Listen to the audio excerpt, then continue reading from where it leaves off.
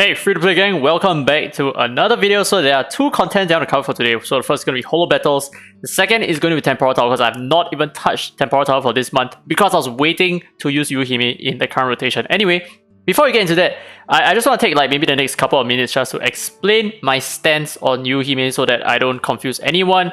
There are a lot of people saying that I claim that Yuuhime is mid. Not in an accusatory way, but I just want to clarify that I don't think she is mid. I don't think she's bad. I feel like she is good.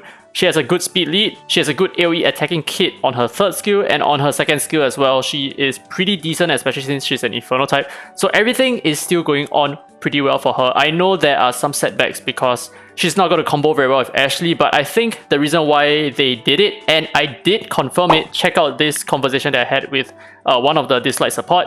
It is intended to work this way. Now, the reason why I feel like they wanted this to work this way is because they want to balance her. They don't want to make her blown over, over proportional or something like that. So, minus 20% HP cap of the enemy plus 10% from Ashley's true damage plus whatever raw DPS that she can potentially do could wipe off any enemy by up to 50% HP. And I think that is a little bit too broken. And I think we can all agree on that. So, it's kind of unfortunate that she doesn't combo very well with Ashley, but that is all. Aside from just the DPS, she does combo with her with every single regard with maybe AP reductions and whatever, right? So on and so forth. But instead, I feel like the current tanky meta is the problem. That is the main issue. It's the sole reason why I feel like going cleaving don't make any sense at all, because when I'm running a tanky team, I can just auto almost every single defense and I don't really need to think too much about, okay, am I going to win or am I going to lose? It's always very straightforward. But the thing is, if you're running a cleaving comp, you need to either change your lineup very often or maybe you need to run manually, which is I don't see the point anymore because there is a big skip button right now. So you guys already know that my channel focuses a lot on just autoing stuff. I don't really care too much about manual content. That's why I don't really grind Reincarnation Tower. I don't really grind RTA unless I'm autoing it. So I put very little priority on PvP content where it needs to be run manually. So in that light, I still feel like Yuuhime does excel as opposed to Loyan because Loyan needs to be run manually because his AI sucks. So there is a lot of trade-off over here, but eventually I still come to the conclusion that tanky meta is still probably the easiest approach in dealing with point war, in dealing with knockout, or all of these content that you actually gain some rewards from. So that's all I wanted to say. I hope this clarifies any of your doubts pertaining to my stance on Yuuhime. And if you're still asking the question whether you should summon for her or not, I feel like she is not needed. Okay, my point of view still stays the same. If you are going for endgame PvP, she is going to be a great option, especially when you have an R2 Ethan. She works hand in hand with an R2 Ethan, and anyone who has an R2 Ethan is going to immediately benefit a lot by just having her in their lineup, because previously they were going to be running aspers like Ollie, or they were going to be running aspers like Palmy, for example. She is one step an improvement from those two aspers, or it depends on your comp and all that. Replacing Ollie might not be a direct improvement to your team, something like that. But anyway, let's move on with the rest of today's content, and let's just move on from all these potential drama that might happen in the future. Okay, so the first place I want to showcase her is going to be Holobattles. Now, the reason why I feel like she has a place to play in Holobattles is that she has a speed lead, which is not very common, and especially since she's a DPS esper as well. So right now, the meta, just before Yuuhime, is running an Una's lead who is at R2 so that he provides the attack buff.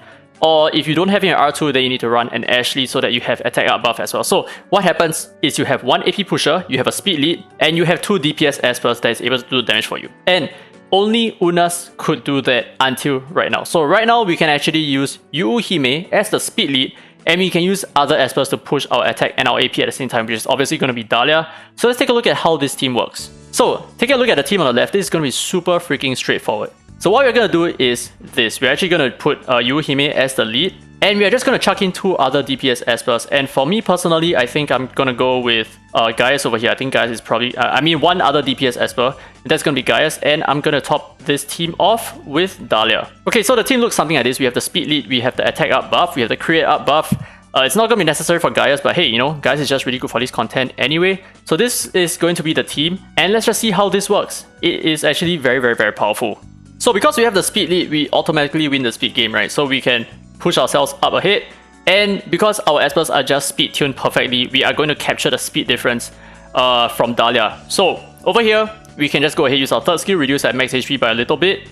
Very nice. So like this Clara here has lost 26% of her HP, but effectively including a 20% HP reduction, that is going to amount to a total of 46% HP. So very nice. In just one single hit, the Clara is down by 46% HP. We can go ahead and transform, and we can potentially just nuke everything here. That's it for this run. We can do this one more time. Oh, take a look at her first skill, right? See how much damage she can do. Okay, it actually did like absolute shit. We had 2 stacks. Okay, so the first team was pretty much a cakewalk. Let's take a look at the second team over here. Let's see whether we can use this combo. Okay, maybe this team is probably not going to be efficient. Maybe this team here? Yep. Okay, so we're up against a speed lead with an attack up buff with a Palmy as well. So this is going to be a speed matchup. And I do feel like as long as you have the higher speed, right, we're definitely going to win. So that is all that we need to bank on. Okay, so same thing, we outspeed. And we are just going to do the same shit. So reduce the HP cap. And we did not reduce HP cap, even though she had like almost 80% accuracy. Oh my god. Yuuhime. D tier.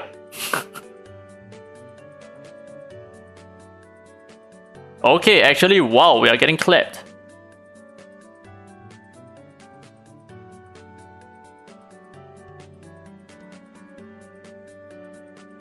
Yep, that's about it. So she's going to enable you to have like speed comms in Holobattles. That's basically what I'm trying to get at. Now let's proceed on to the Temporal Tower, and of course I'm not going to show you like all the useless waves. We are just going to go straight and jump into maybe some of the more exciting fights. So for instance, maybe you're thinking of cleaving every single wave full auto, right? This is probably a setup that might work really well for you. I'm going to push the aspects out a little bit so you can see the equipments. So Yuuhime, these are the stats. Not that it's particularly important. And Alice over here, just go a lot of speed. And Clara over here, these are her stats. And Jiangman, and finally guys, and this is pretty much similar to whatever that I'm currently running, which is instead of Yuuhime, I'm using a Palmy for the speed lead. So the reason why this works is obviously we can have attack up buffs every single turn that we have. Okay, maybe not for this turn because we don't have the actual shield buffs at the start because yeah, our experts are just not built for it. So it's something that we need to tweak. But aside from that, let's say we have the attack up buff at the start, we have Clara to push our AP, give ourselves the immunity, we have Jiangman for like, you know, extra DPS and all that. So this is going to work out, this is going to cleave very, very well for us. Now because I don't have time to move my equipment around, I'm actually going to just replace Alice with Dahlia and it's still going to work the same. So let's just check out how this team is supposed to work. So we're going to push out our attack up buff and our AP as well. Oh my god, mad lag over here. Okay, and then now we have the immunity and all that, so it protects us for a little bit. And we are just going to cleave something like this. Every single wave is just going to go down in a similar fashion. So I'm very curious to see how much damage we can do on our Yuuhime here. Are we potentially... Never mind guys, we're just going to kill everything anyway. But of course we can just use this strategy to just keep climbing the Temporal Tower. And it shouldn't be any issues whatsoever. Okay, so I autoed for about 30 minutes and I got stuck on floor 30. It's very unfortunate. But okay, so I switched up my lineup a little bit just so that I can cheese it. But anyway, I decided to change up my lineup a little bit as well. So instead of using Jiangman, I'm actually going to be using Leora and Gaia so that they can clear the waves super fast. So this is how it looks like at maybe floor 31 onwards. I'm going to show you just a few flaws and just how powerful this team is. And of course, it is a lot stronger if you're not using Dahlia, if you're using Alice, for example. So we buff up as usual, same thing. But what I like, about Leora as opposed to Jiangman is that every single wave that we go to, she is going to have her skills reset. So she's actually going to use her AoE attack again. Check this out.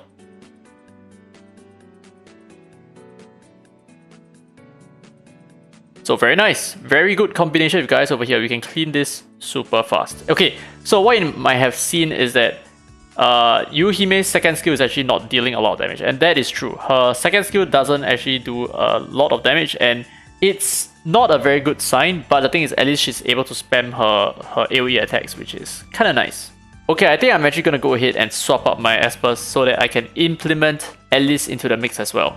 Okay, so I set Alice up with the Aegis equipment, so we're always going to get attack up buff, which is very nice. So this is going to help us with our cleaving as well. So every single wave we have attack up buffs and we have AoE attacks from Leora and Gaius. I'm not sure why it tends to lag at the start like this.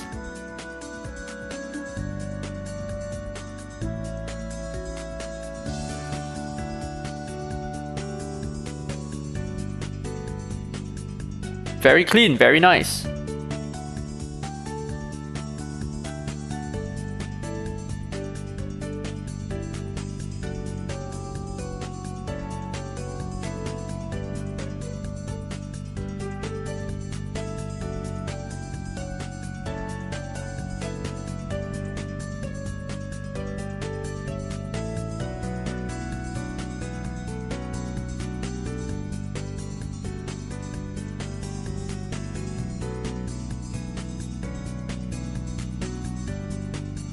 Alright, and now we are probably going to end off on the 35th floor. What is this? All out deals instance. Okay, blah blah blah. Okay, extra DPS. Let's see whether we can auto through floor 35, which is, I think, a floor that some of you guys have issues with as well.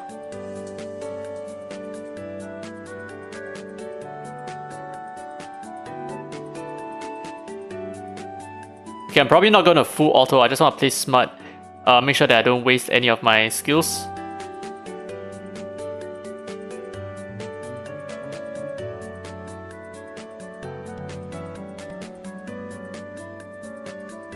I think I might have messed up. I think I might have messed up because I wasted all my skills on the second wave instead.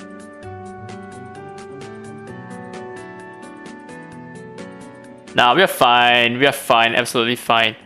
I'm not sure why people are struggling on this particular wave. Not sure at all, actually.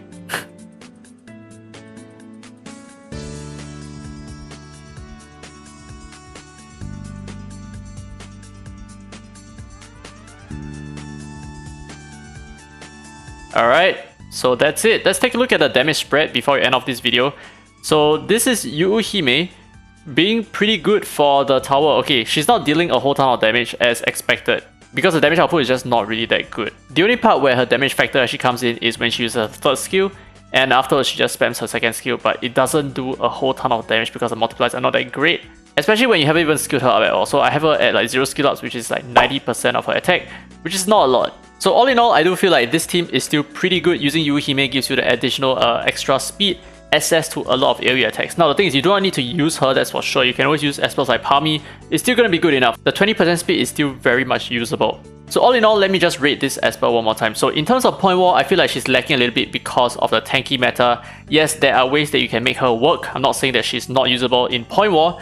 It's just that there are other strategies that are more efficient than running her. And in terms of Holobattles, I think she's not bad. She does give you an opening to using an AP pusher with 2 nukers. That strategy is actually quite viable now that we have her.